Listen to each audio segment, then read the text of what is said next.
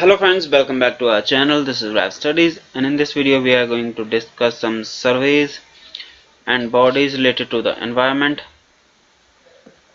And हम ancient history series के through भी जा रहे हैं, जिसमें हमने डिस्कस कर लिया है अप टू सातवाहना पीरियड।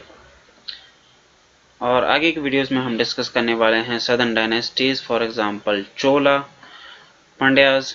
और आप हमको फेसबुक प्लस इंस्टाग्राम पर भी फॉलो कर सकते हैं, जहां पर हम डेली कुछ एक इंटरेस्टिंग फैक्ट्स अपलोड करते रहते हैं। सो जो फर्स्ट सर्वे है उसका नाम है बॉटनिकल सर्वे ऑफ इंडिया, जो कि एस्टेब्लिश हुआ था 1890 में।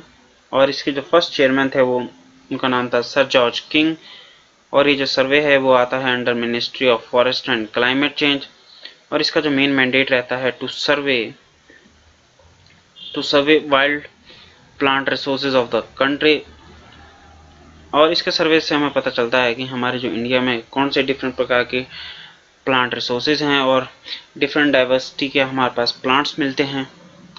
नेक्स्ट जो इम्पोर्टेंट सर्वे है उसका नाम है जियोलॉजिकल सर्वे ऑफ इंडिया, जो कि एस्टेब्लिश हुआ था 1916 में। और इसका जो काम है वो है to survey the rich faunal diversity of the country.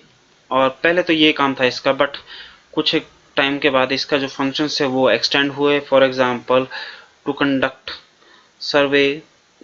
surveys on conservational areas, for example national parks, wildlife sanctuary, इन सब में सर्वेज कंडक्ट करना, प्लस इन्वायरमेंट इम्पैक्ट असेसमेंट करना on faunal diversity. And next जो important survey है उसका नाम है फॉरेस्ट सर्वे ऑफ इंडिया, जो कि एस्टेब्लिश हुआ था 1981 में।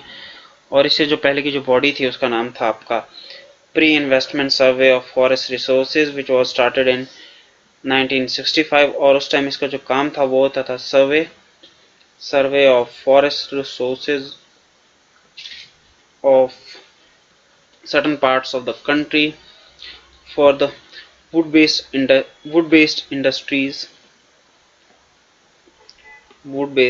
industries।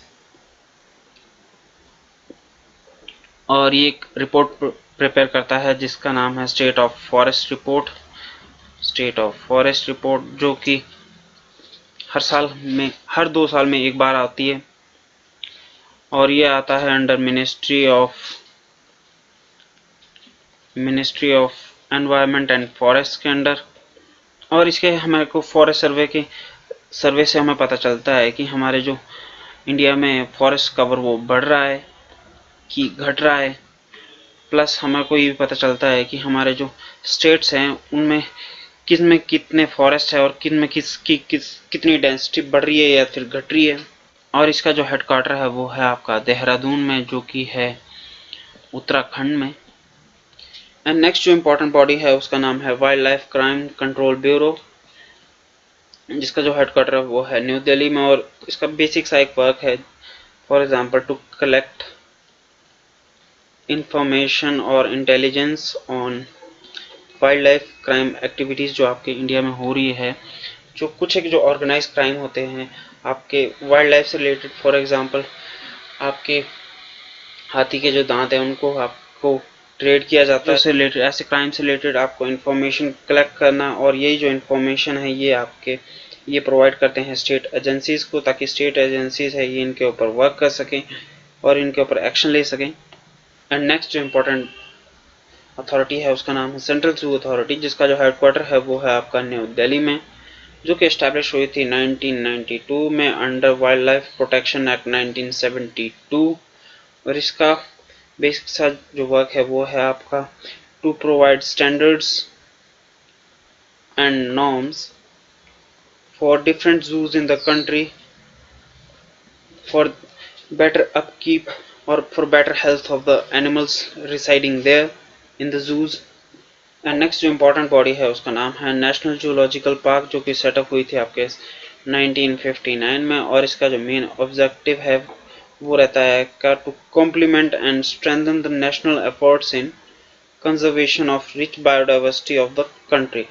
मतलब इसका बेसिक सा मतलब ये हुआ कि तो आपके कंट्री में कुछ एक पहले से ही आपके जो कंजर्वेशन एफर्ट्स चल रहे हैं, for example project tiger, project rhinoceros, project elephant, plus national parks हो गए, फिर वाइल्ड लाइफ सेंचुरीज हो गए, इनके जो काम है इनको कॉम्प्लीमेंट करना और स्ट्रेंथन करना, और इसका थोड़ा सा जो प्रेफरेंस दिखाई देती है वो थोड़ा सा फॉनल डाइवर्सिटी के ऊपर भी दिखाई पड़ती है।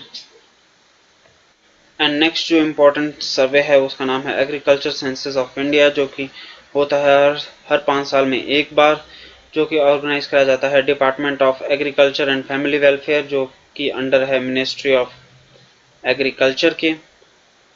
और बेसिकली इसके सर्वे से हमें पता चलता है कि हमारे जो फार्मर्स है आपके इस कंट्री में, उनके पास कितनी ऑपरेशनल लैंड होल्डिंग्स है, प्लस वो कौन सा क्रॉपिंग पैटर्न यूज़ कर रहे हैं, प्लस जो आपके जो डिफरेंट फार्मर्स हैं उनके पास जो लैंड है उनका कितना साइज़ है, प्लस ये कुछ कैटेगरीज में भी डिवाइड करते हैं जो लैंड डिवाइड हुई है। फॉर एग्जांपल आपके